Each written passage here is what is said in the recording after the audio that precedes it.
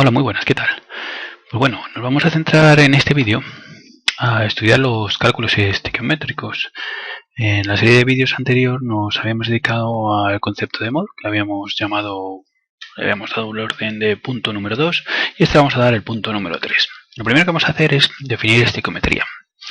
Estequiometría lo definimos como aquella parte de la química que estudia la proporción de las sustancias que intervienen en una reacción. Es decir, que lo que vamos a tratar es de predecir qué cantidad de una sustancia se forma a partir de unos determinados reactivos, dados en masa, bien como número de moles, o bien me lo pueden dar como concentración de una disolución, que sea un reactivo.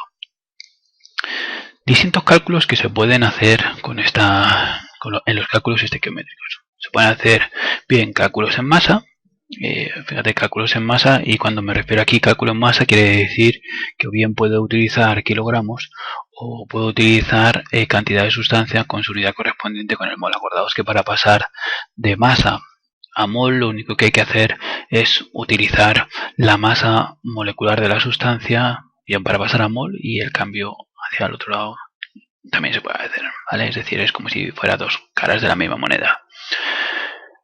El apartado B, que lo veremos en otro vídeo aparte, son cálculos con reactivos puros e impuros. Es decir, vamos a estudiar qué es lo que pasa cuando me dan un mineral donde a lo mejor la sustancia implicada en la reacción nada más que se encuentra en un 80% y el resto pues no es otra cosa que impureza o desecho que no interviene en la reacción. Apartado C, cálculos con volúmenes. Esto va a ser especialmente, nos vamos a dedicar al caso de los gases. También lo vamos a considerar en otra serie de vídeos aparte. Los cálculos con disoluciones, fijaos que en el laboratorio lo que se busca es que se produzcan las reacciones de la forma más rápida posible. Si tú pones en contacto dos sólidos, pues la reacción ocurre de forma lenta, pero si tú esos sólidos lo disuelves en líquido, normalmente en agua porque es el líquido que se encuentra más disponible, pues es más fácil que tenga lugar la reacción.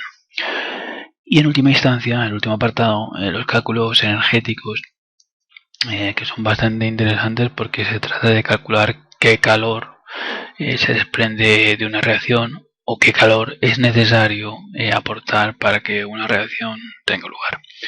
Bueno, vamos con el apartado A, entonces, y le vamos a dedicar un ejemplo en este vídeo, cálculos en masa. Para ello vamos a coger, me parece que tengo por aquí en algún lugar, me parece que tengo aquí, así, mirad, aquí tengo un enunciado y vamos a tratar de resolver este ejemplo que ilustra bastante bien los cálculos en masa.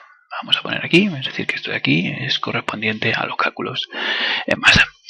Vamos a ver, el ejemplo me dice, calcula, me dice el óxido de cobre 2, y qué suerte que nos da la fórmula, reacciona con metano, CH4. Pues vamos a ir transponiendo o traspasando la información que me da el enunciado en forma de ecuación química. Me dice el óxido de cobre 2, QO, reacciona con metano. Vamos a poner más CH4.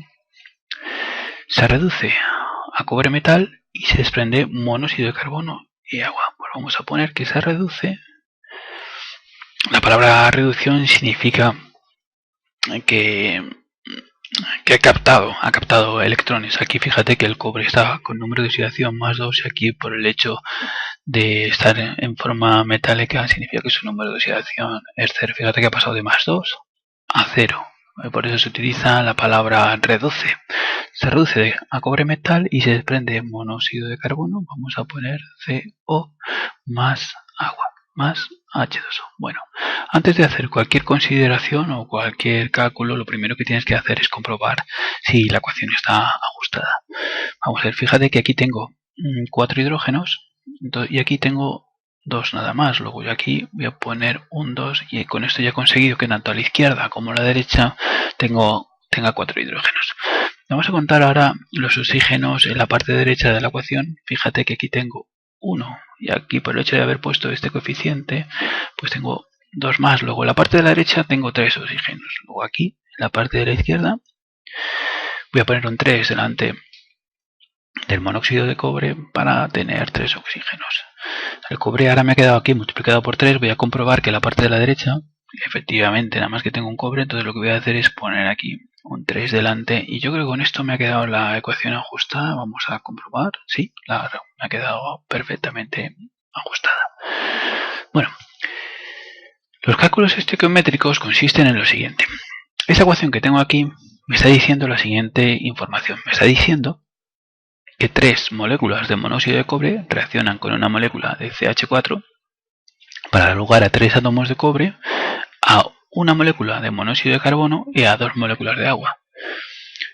En otro vídeo ya dijimos que también se puede hacer esta consideración, pero hablando única y exclusivamente con moles. Es decir, podemos decir que 3 moles de monóxido de carbono reaccionan con un mol de metano para dar 3 moles de átomos de carbono más un mol de monóxido de carbono más 2 moles de moléculas de agua.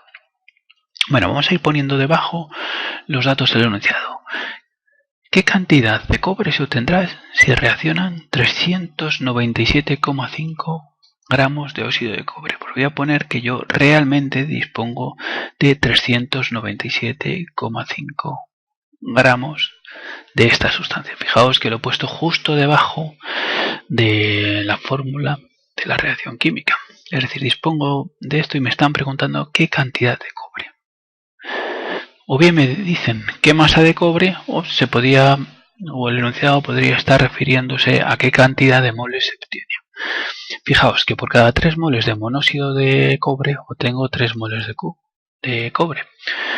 Lo que me está preguntando es si reaccionan 397,5 gramos, ¿qué cantidad obtengo de cobre? Bueno, para hacer esto lo que voy a hacer es, primero, voy a determinar el número de moles reales que tengo de monóxido de cobre. Para hacer eso utilizamos siempre la misma expresión, es decir, la masa partido de la masa molecular del monóxido de cobre. La masa que dispongo es de 397,5 gramos y el monóxido de cobre, fíjate, me parece que el cobre es 63,5 y el oxígeno, si no me equivoco, es 16. Vamos a poner como es la masa molar del monóxido de cobre, pues esto es gramos mol. Fíjate, ahora gramo con gramo se va y este mol, como está en el denominador del denominador, va a pasar al numerador. Bueno, haciendo estos cálculos, vamos a ver, tengo aquí la calculadora, 397,5, eso me sale, espera un momento, eso sale 5 mol, es decir, que dispongo de 5 mol de QO. Fijaos que lo que me pide el ejercicio es que calcule la cantidad de cobre. Puedo hacer a una regla de 3 o lo que suelen hacer los químicos, que es de la forma vamos a ver, más práctica de hacerlo, porque si vas haciendo regla de 3 una detrás de otra, un ejercicio que te ocupa una cara, si lo haces con regla de 3, pero si lo haces como lo hacen los químicos, te sale en una línea mucho más directo y mucho más sencillo. Fijaos, si yo quiero calcular el número de moles de cobre, lo que tengo que hacer es poner las unidades de las cantidades que van a intervenir en cada una de las expresiones y veréis qué fácil se obtiene el número de moles de cobre. Yo tengo de partida 5 mol de QO y ahora lo que tengo que hacer es poner el factor que proporciona la estequiometría de la reacción. Fijaos que por cada 3 mol de QO obtengo 3 moles de cobre. Entonces lo que voy a poner es pongo la proporción que me proporciona la estequiometría de la reacción y voy a decir que obtengo 3 mol de cobre por cada 3 mol de QO. Ahí lo tenéis. Fijaos ahora, mol de QO con mol de QO se me va y ahora esto voy a obtener 5 mol de cobre.